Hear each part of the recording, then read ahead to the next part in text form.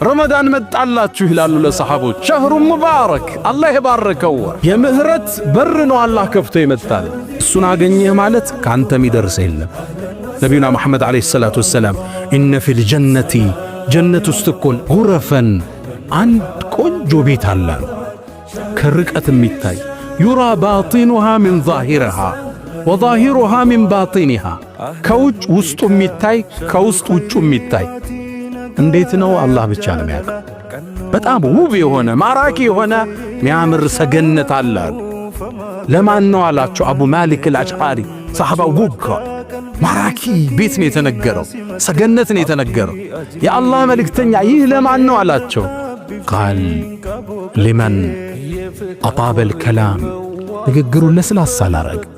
አንዳንዱ ጠንከር ያለ ቃል በመናገር የሚከበር ይመስለዋል። ስብር ነው ሰው ጋር ስትገናኝ፣ ለስልስ ነው ውድቅ ነው።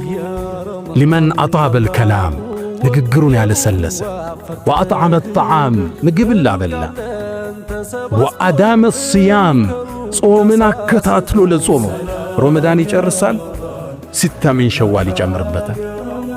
ወቃመ ቢለይል ወናሱ ኒያም ሌሊት ሰው ተኝቶ እሱ ሶላት ላይ የተገኘ አራቱም ረመዳን ውስጥ አለ።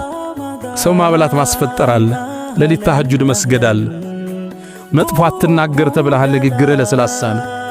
ጾም ላይ ነህ፣ በየቀኑ እያከታተልክ የጾምክ ነው።